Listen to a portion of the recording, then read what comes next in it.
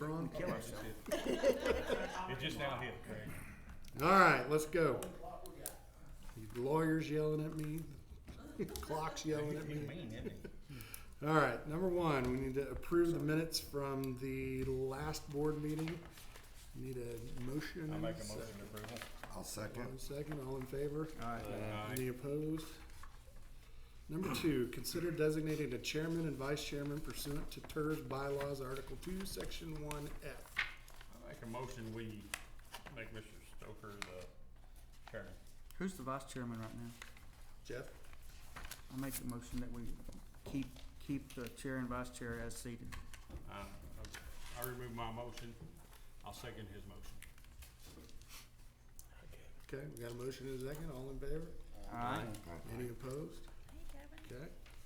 Mr. Chair, just as a reminder, the chairperson does go to the city council for approval, so Right. we'll take this item in the minutes to the council for final approval. Right. We'll get that This update. is our recommendation. Number three, taxing entity updates. Can we start? OC? Yeah. We have, put out bids, for the phase one of downtown, about $3.5 million. The bids are due back, I think the 14th of this month, something like that.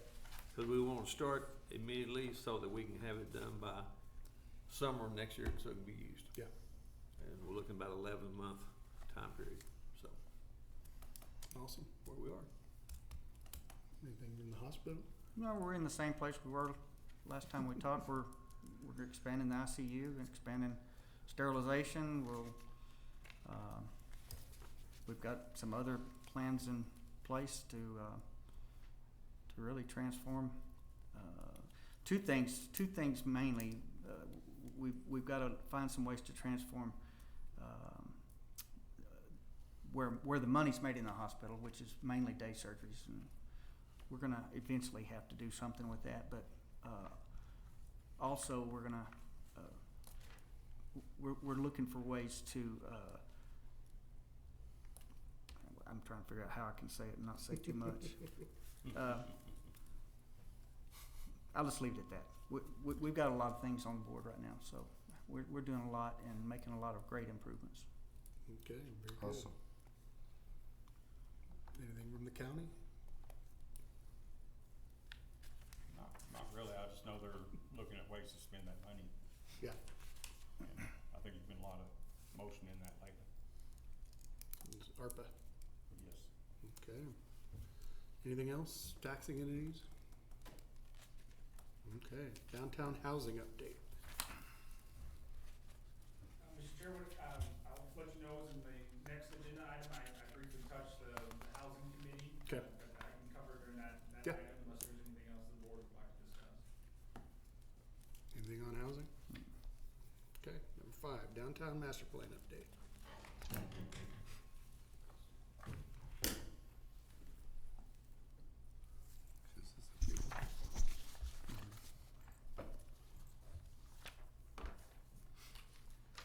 All right, well, good afternoon, members of the board. We wanted to come in and provide an update on the master plan. Of course, that document was approved by the TIRZ board and the city council, and that is, as we've discussed, is now our guiding document that we utilize to move forward for downtown. And it's our guiding document that only staff utilizes, but the city council utilizes for any investment or our future plans for downtown. So just to give a quick update, several of the items that are in the master plan are things that are needed and that we've all identified, of course, through Kimberly Horn, who did the master plan. And one of the main items that not only this board discusses, but the council and Kimberly Horn was the improvement to street lighting, streetscape, and the ADA access for downtown. And so we wanted to let you know that we did issue what's called a request for qualifications, and that's on another agenda item right after this we'll go more in depth on. But what that will do is provide an engineer to help us actually design projects that come out of the master plan. And so this is one of the items that came out of the master plan, and this is what potentially grant could look like: keeping on-street parking, removing on-street parking. Those are the type of questions that we look at. It looks at the widths of sidewalks, the type of vegetation such as trees and plants that we have, what the lighting standards should be downtown. So through the RFQ process and selecting of a professional service, we'll be able to move forward with those type of projects. Another item that was touched heavily in the master plan was improving our branding for downtown. Through the help of Casey's office and DOI, all of our signage that we have downtown has been updated. It has a newer, fresher feel. You probably saw the exciting things are coming downtown signs that were out there for 3 or 4 years that blew over, moved, whatever they may be. So we've gone in and updated those signs that are out there, and the signs were actually updated as part of an RFQ process to sell property that's downtown that the city owns. But one thing that was interesting that I wanted to point out is all of our signage is going to have the Downtown Odessa QR code on it now. So if someone's walking by, they can snap it with their phone and it'll take them directly to the Downtown Odessa website. So that's in our marketing that we're doing now. And there's other items that we're going to look at for branding. I know we're visiting with Casey. There's a couple parking lot projects that the city has and existing parking lots. We're going to look at the addition of banners with the DOI logo, just getting that logo and letting people know that they're in downtown, identifying downtown areas. Within the plan, there was discussions about gateways, entryway features, and wayfinding. And we'll talk about it a little bit more in the RFQ in the next agenda item, but that is something that we are continuing to work on. Casey and I had a dialogue with 2 firms that were potentially interested in wayfinding, and I don't think we've ever gotten anything back from them after we showed them samples and examples of what we wanted. We followed back up with them, and I think they're pretty tied up. And one of the groups was actually working on signage for one of our fire stations that's under construction, and they're really just running like crazy. They have 6 to 8 weeks of lead time on their construction of signage, so we may have to find another vendor to utilize with that. But this was one of the drawings, and this is just a snap from my cell phone off of a print, so that's why it's a terrible picture, but of what wayfinding could look like for downtown. And this is just a sample of what could be drawn up and be for gateways for downtown. The next items that were discussed were parking, and I know that's definitely something that we want to continually address in downtown. Hal Feldman, our traffic engineer, and I, and several others and the city staff have had several meetings with parking technology groups, so groups that get rid of parking meters and bring in parking such as app-based parking. So you would be in what they call zones. You utilize your phone to pay for parking. One of the challenges that we'll see with that is when we tell them what we charge for parking now, we got a lot of snickers because I think we're charging $0.25 an hour, and most of the groups, their minimum was $1 an hour, and I think that would be something that would be require some education to our public, letting them know why we're increasing charges for parking, and it may be something that may need to be done incrementally and not just a large jump at one time. So we're looking at ways to be able to roll that out. The master plan also did talk about adding additional parking, getting rid of the parallel parking and adding the diagonal parking. And so this was a project that we took part in prior to the master plan and added about 50 parking spaces downtown. And as part of the master plan, we were able to identify more streets that were candidates for this type of parking. And so we've added another 35 parking spaces downtown since the master plan's been put in. There was discussion, of course, about the multifamily development for downtown. We, of course, need housing to continue to sustain downtown. I know one of the discussions that we have as a board here and in the master plan is at 5 o'clock, a lot of people leave, and then downtown doesn't have a high population down here. So getting housing was definitely something that was important. We have established the housing committee through DOI. Their representatives are going to be Sandra Oaf, Mr. Harridge is going to be representing DOI, and then of course from the TIRZ board at our last meeting, Mr. Hallmark and Mr. Pierce will be our representatives. We have had conversations with folks such as Jill Miller and Randy Brinley, our development director, and so we're going to get everyone together and talk about what our goals and what we will be able to accomplish as a committee. I know MCH has potential projects that are on board for discussion. OC has talked about projects, the school district as well. So I think once we have everybody together and we can talk about goals and what resources we can bring together, we can hopefully bring a housing project to downtown. And our goal is to begin those meetings this month. So you'll look for those meeting invites to start taking place. One of the items, of course, in the master plan was continuing public art in downtown. And one thing I can tell you, we have 3 murals that have either been completed or started for downtown. And of course, everyone has seen, as Mr. Stoker named, I believe, Ferdinand the Bull on the parking garage at the connected to the Marriott Hotel. There is also a mural that is taking place behind Mr. Russell's business, or I should say across the street from Lee on the city's clinic. There's a white wall there that'll have it's called a postcard look for a mural there. And then still, I believe, kind of within the downtown footprint, ECISD unveiled their mural today as well for their 100th anniversary. So public art's continuing to be something that is part of any project that we do. We of course have a project for a parking lot across from OC's new park, and we're going to look to incorporate art in that project as well.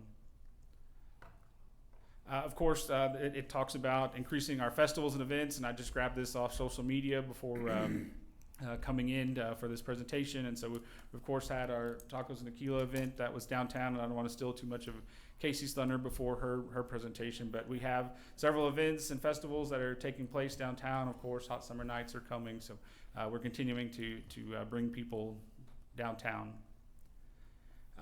Any questions on the downtown master plan update? I have a question. I Yes, want sir. you to go through the RFQ. It might be on Okay, there, so- sure. Wait. Okay, to move to the next item? Okay, so the next item is a discussion on the downtown RFQ. So again, what we're looking for now is an engineer and professional group to come in and help us implement the master plan. And I kind of wanted to start from the beginning. I know there was confusion on what the difference between the master plan and then the next step of a professional service group to come in and actually do design work. And so I just wanted to kind of show you a path that we take on our project. So we do a lot of master plans within the city. We have a parks master plan, solid waste master plan, water, transportation, downtown, you name it, we do a master plan. And then from those, we pull projects out of that. So just as a sample, and this was on my desk, is this is the transportation master plan. So similar to the downtown master plan, you go through it and it identifies projects that need to take place in the city of Odessa. It looks at development that's taking place, where our high traffic corridors are, things of that nature. And as funding became available, we then picked out projects through our council of what needed to actually be done. So then we moved forward to the actual design and construction of those projects. So it was an idea of a project, widening university, and now that actually became a design packet. So we get this 600-page document that has lighting standards, it has sidewalk designs, it has ADA access on the streets, it has drainage that's shown through there, grades that we have to put the concrete, the asphalt, things of that nature. So that those engineers come in and actually design the projects so that we can put them out to bid for construction. So a request for qualification is us basically finding the most qualified firm to come in and help us with our projects, and that's something that's unique to the government world. As a professional service group, and this is part of the Professional Services Act, we can't just go to an engineering firm and say, hey, how much money would you charge us to design this project downtown? We can't talk money with them until we actually pick the most qualified firm. So it's a unique aspect of doing business in the government. So we've gone through that process, and what we were seeking through this RFQ process was an engineering firm that had the ability to bring landscape architects on board, electrical engineers, civil engineers, and they will provide, again, as we look at these construction plans, drainage, lighting standards, things of that nature. So we did send this RFQ packet, or the request for qualification packet, out to just over 100 firms. We looked at Texas firms and Eastern New Mexico firms, and we received 2 submittals back. And as part of the RFQ process, we posted this in the city newspaper. We posted it in the front of City Hall. And then we also put it in what's called plan rooms. So it's basically a plan room are these online databases where contractors, engineers go and find work. And so it's another way to get our packets out there. So we received 2 submissions. One was from KDC Associates with a team of several engineers and a marketing group attached to them. They have done quite a bit of work with us, and it was Kelly Cook that was the principal engineer or architect, I should say, on that project that has proposed to us. And then we received a proposal from a group that we've never actually done business with, and we've never received proposal from, and it was TGB out of San Antonio, and they were partnered up with Kimley Horn that assisted with the master plan. So again, kind of going back, the master plan is our visioning document. What do we want downtown to look like? What do we want to preserve? What do we want to have for our land use? That type of thing. And again, it's our governing document. It's what we look for to move forward as a unified body together. But going back to the RFQ, this is going to be our actual design documents. We're going to put projects to work now. And so what we look for in this is someone that can look at our master plan, look at the design standards that are in there as far as what type of landscaping, how wide we want sidewalks, things of that nature, and they'll help us come up with projects. Now, if the board will recall, we've got about $7 million for downtown's use through the CO issuance of 2019. While $7 million sounds like a lot of money, I think we've had a discussion with Mr. Stoker that that's not going to do a ton of work downtown. So we're going to have to look at the scope of work that's associated with this project and decide, do we want to spread the work around downtown and do little projects here and there, or do we want to concentrate on a specific area? And that's what this group's going to help us do. They'll provide several scopes of work, and then we, as the city and the council, can look and move forward with which one makes the most sense for the city. Just as a background, professional services agreements, they are expensive. Engineers are definitely costly. So typically engineers that provide design work, they can be anywhere between 6 to 10% of an actual budgeted price of a project. And so I just pulled 2 projects that were recently awarded to and approved by our city council. And the first was a road construction project through our Public Works Department, and there was professional services to LCA paid for $186,000 out of a $2.8 million project. That was about 6.5%, a little over 6.5% of the total budget cost. There's a linear detention project taking place in the Parks Bell area right now to improve drainage. That's a $4.1 million project, and the design fees were about 10% on that. So that's something we are going to be looking at as a $7 million project. You'll identify about 6 to 10% of that will go to professional services for helping to design the project. So a committee reviewed the 2 proposals as we discussed. It consisted of city staff. Mr. Stoker sat on the review committee, and Mr. Harridge represented the DOI board in the place of Mr. Rodriguez, who was unable to attend, and we interviewed both firms, and as a committee we came together, and we are going to work with KDC at this point and come up with a scope of work to move forward with. And then once that scope of work is identified and the costs are associated with it, we will then have to take it to the city council for final approval. And with that, I'll answer any questions. Philip, that you in have. KDC, the one that had made a proposal to do the master plan?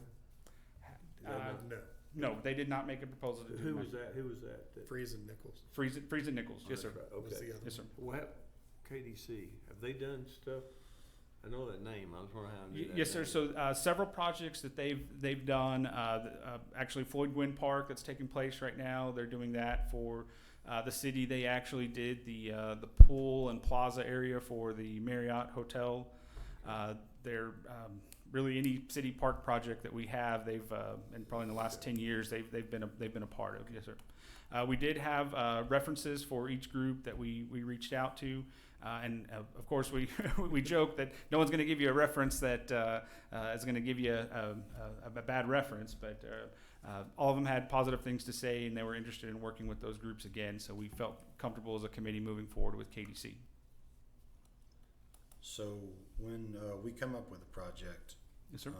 Will KDC give us some type of budget Yes, sir. That's definitely going to associated be. with that project? Yes, sir. So they will provide a scope of work. So, and I'm just throwing this out there. You know, they may say we want to do just lighting on Grand Street and 88 ramps. That's going to cost this much money for them to design it, and it's going to cost this much money as an estimate to construct.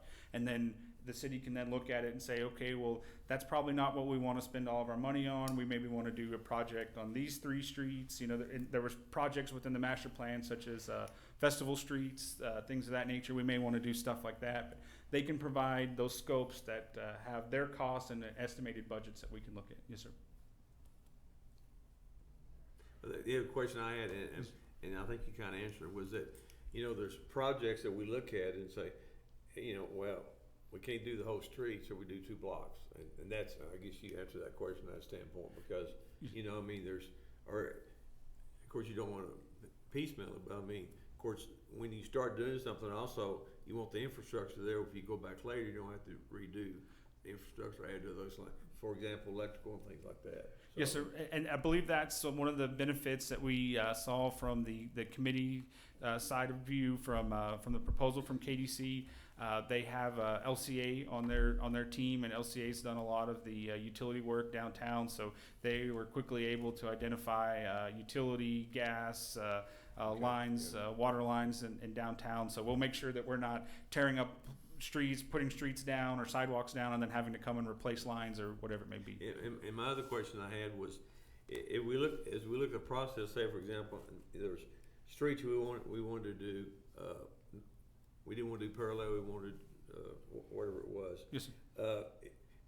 Is there also possibilities as we go through, say, well, in this particular street, we don't need any parking at all, so we can make a wider sidewalk, or I mean, is that recommendation they would make, or is that? Yes, sir. So they would base all of their recommendations off the master plan, and there were areas such as in those festival streets. I believe that's Jackson Street that they looked at, where there would probably no parallel parking there, that they would want to have no cars there, and it would have the ability, 5 o'clock on Fridays, they could put down barriers, and that's a walkable street, but during the day it's drivable. You can transverse through it. Right, and then also during the day, we'd have to have either people that will park on that street to go to those businesses, or we'd have to provide some kind of parking behind or on the side or something. Yes, sir. We don't want those businesses to be affected. That's what I was. Yes, sir. Yes, sir. Any other questions on the RFQ process? Timeline to get the negotiation done with KDC? Timeline for KDC, we anticipate a meeting next week with KDC to start providing them a scope of work, or letting them know what dollars we have to work with, and them coming back with a formal scope of work. I would say that we have a goal of I would say probably late July, early August, getting a contract in front of the council for approval.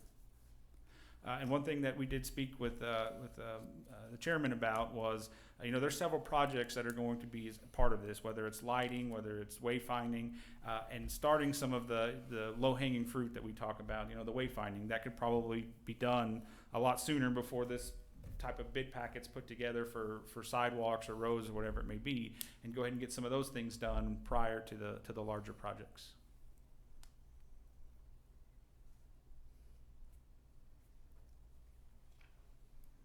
Anything else? Philip, a quick question Yes, sir. on the RFQ. For the properties that the city owned at one time, heard rumor that we had several people interested turning in bids, but there was only 2, correct? Correct. We did put out an RFP for It's an RFP. for the sale of 2 city properties. It was the JCPenney lot and the Norma's Cafe lot combined as one sale, Okay. and then there was the Scott Theater site. We did not receive proposals on the Scott Theater site. We heard concerns about parking for any type of business that's constructed there, and I think they would have to work with the neighboring business owner, and I believe it's Mr. Bushman, to either acquire their property or find other parking there. But we did receive 2 proposals on the JCPenney lots, and Mr. Moreau has provided those RFQs to Councilmember Mata. It's his district, and Councilmember Swanner, our at-large, to review, and if they feel comfortable with those, I believe we're going to present those to the council for potential selection of one of them. Okay. TIRZ annual report. Yes, sir.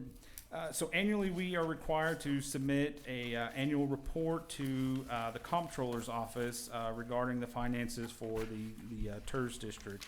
And we did submit our report, and the report covers October 1st, 2020 through September 30th, 2021. So it's based on a fiscal year in the same fiscal year that the city of Odessa operates on. If you can flip to page 3, we can go through that.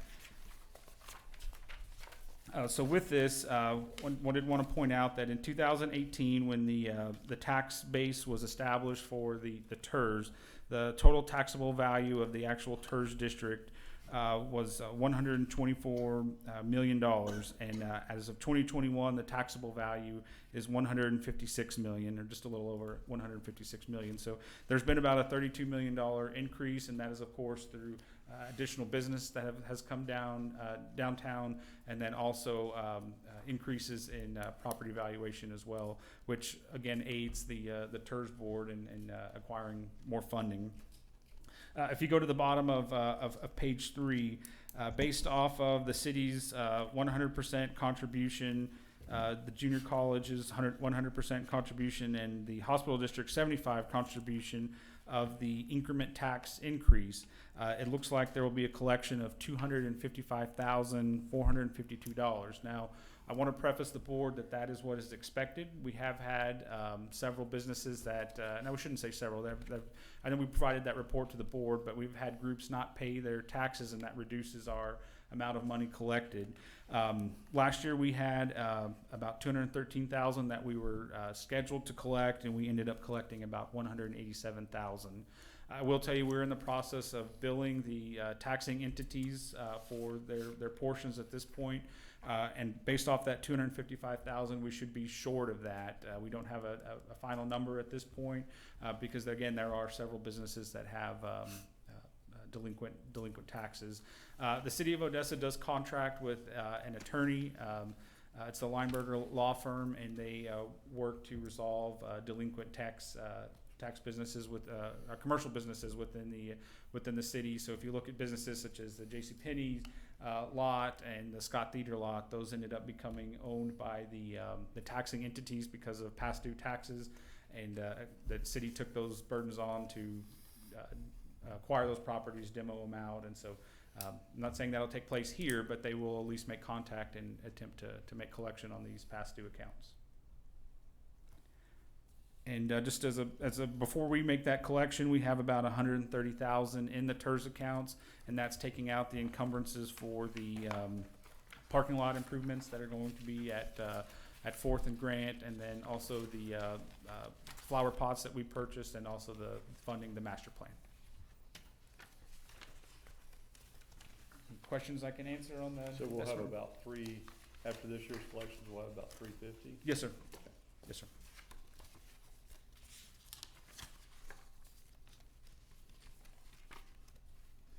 Any other questions on the annual report? Hearing none. Ms. Allmark.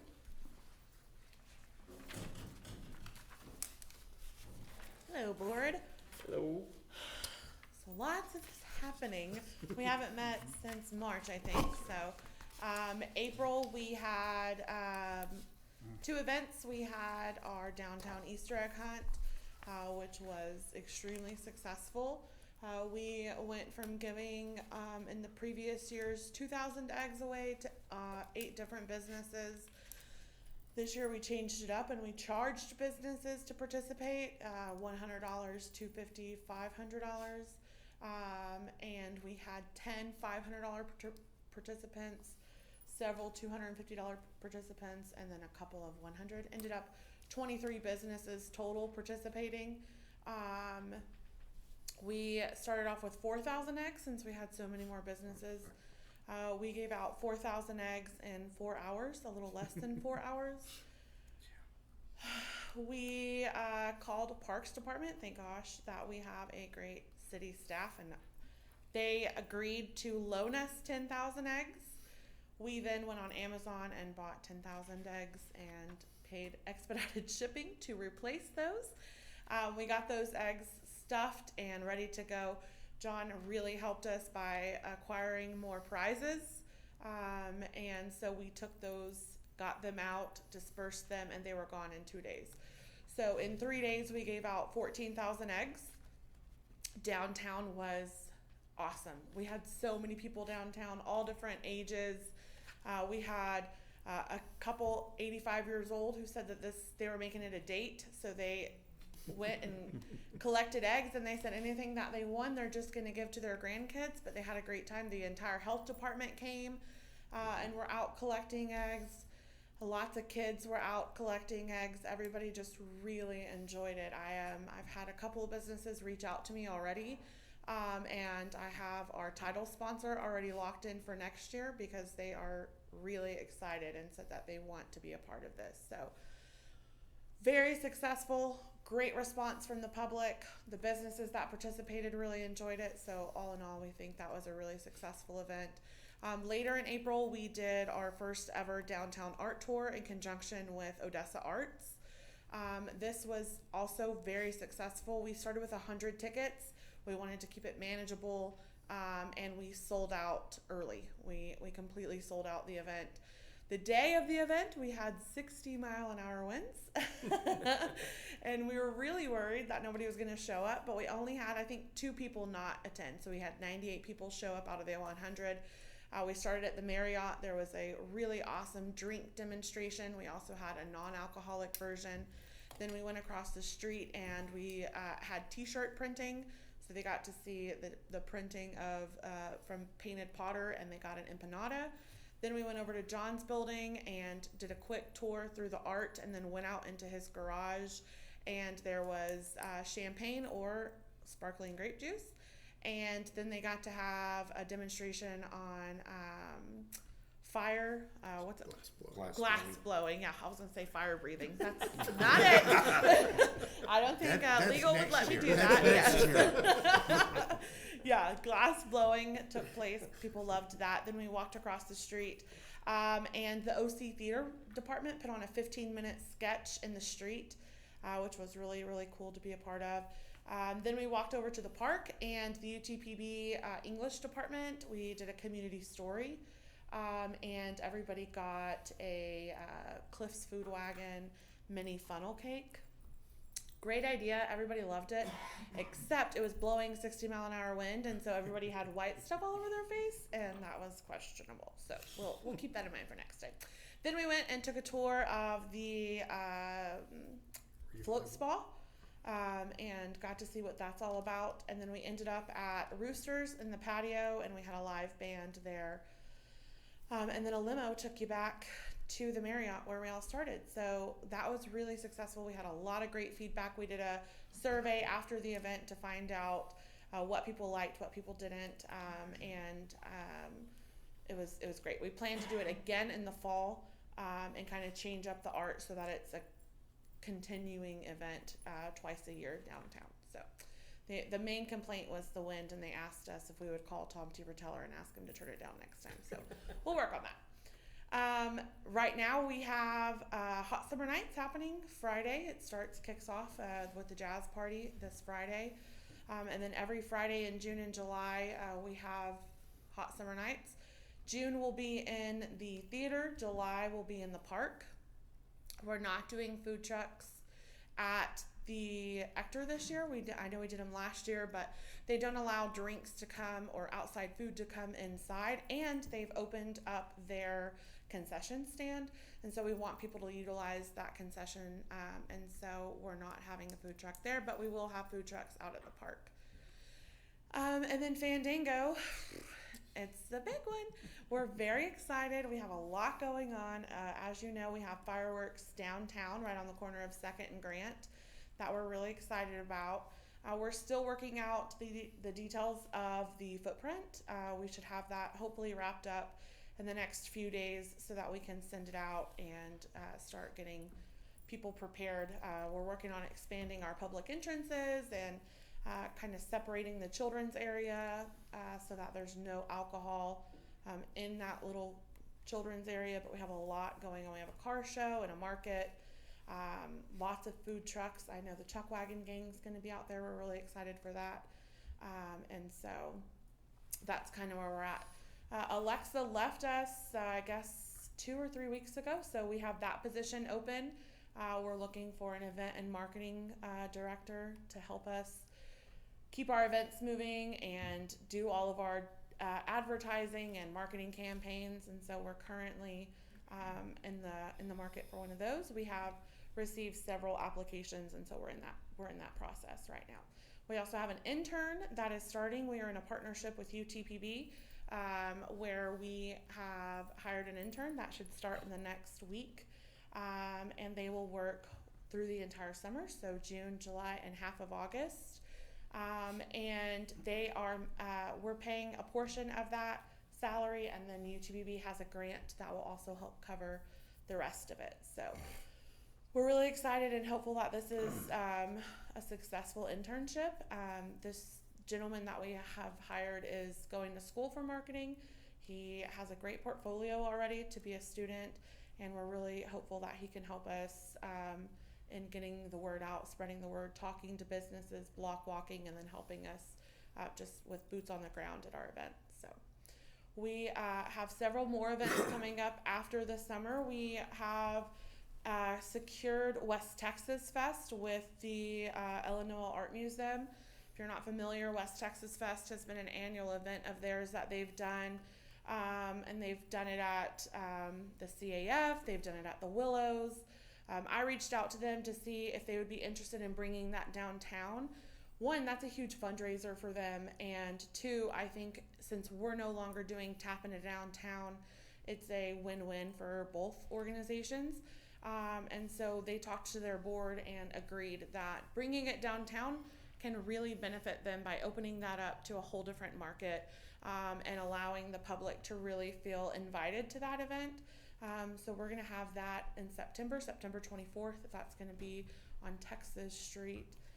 And I'm really, really excited to get in a partnership with them. We also have a car show happening in August 19th and 20th, the Lowriders Against Bullying car show, which is a repeat event. We're doing that again on Texas. We're working out the details right now with that. And that's about it. That's what we have going on. Also, guys, Casey may not have told y'all, she always should say more, but she's a little private. We need more volunteers. Everybody wanted it bigger. They wanted more gates. She's delivering that. Now she needs the people to help her. I need about 100 volunteers, and I have 23 right now. We need a lot more because everybody's like, we want more gates. We want this bigger. We want, but no one helps. So we need more volunteers. We need some help. So if it's your church group, Boy Scouts, doesn't matter who it is. Your grandmother's bored. We can put a chair at the gate and she can watch the gate. We'll do something. Yes. So guys, please get them to get with Casey and let's get some groups together and help her out. Absolutely. Anybody that you know, and if you don't want to make the ask, if you'll just let me know who I should be contacting, I will absolutely make the ask myself.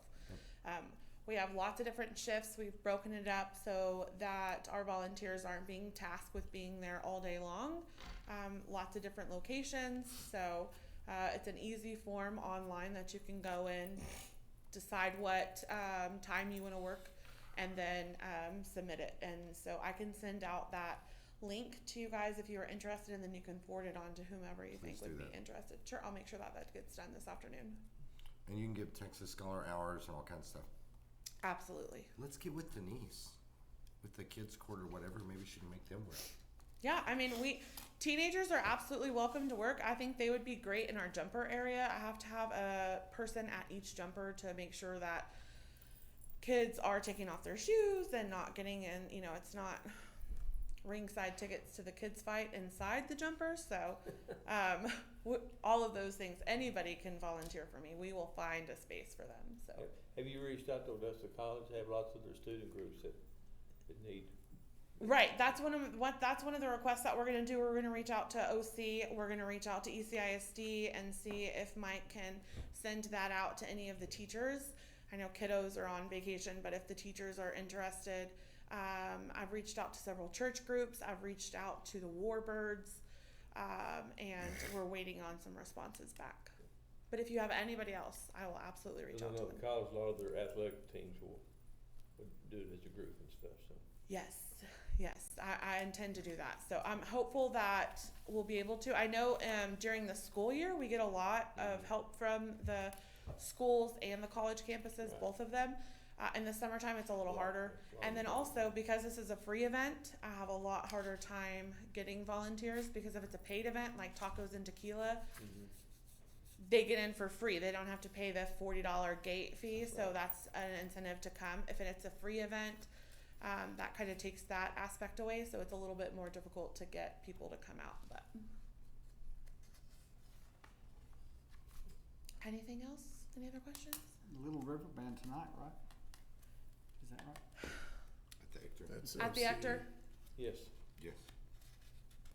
Yeah, and then this week for Hot Summer Nights is the Jazz Society, the big jazz party.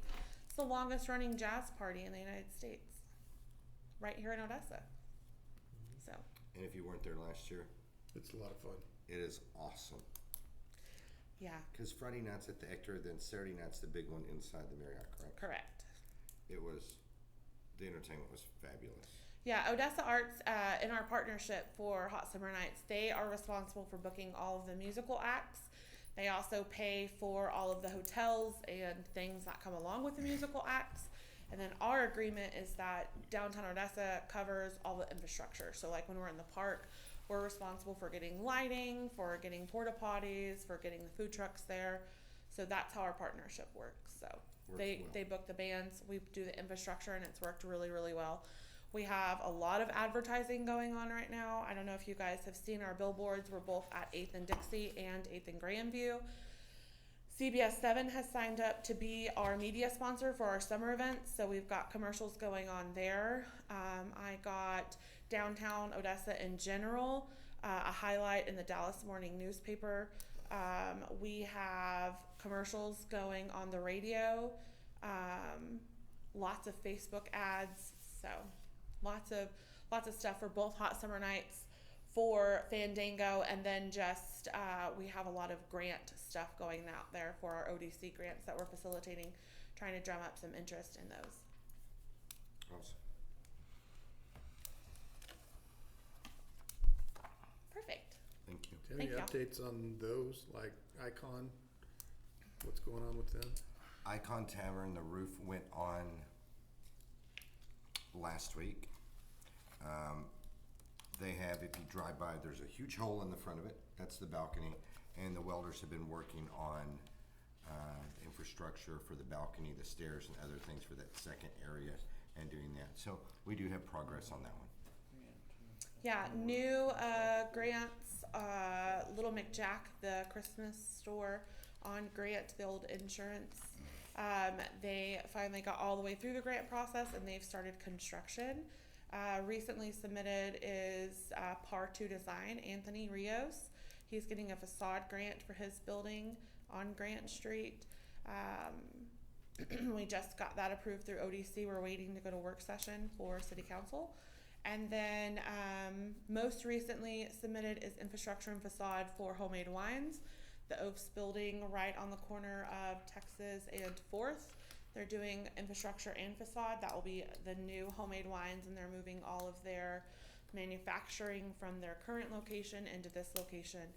They are keeping their current location open, but this new location downtown will also have food. They're going to have a pizza oven and offer lunch and dinner options. So I think that'll be a great addition to downtown.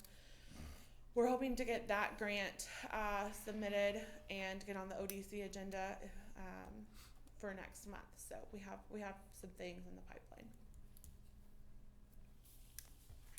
Very good. Perfect. Thank you guys. All right. Call for future agenda items. Does anybody have anything they want? Not anything different from what we already have on there. Okay. So, yeah. Public comment? All right. Do I need a motion to adjourn, or are we just done? All right, motion to adjourn. I'll make a motion. Second? All in favor, or we can just All in favor? Say aye. Aye. Any opposed? All right, we're out of here. Don't be silly. Thank you all. Thank you. Now just go like cruise.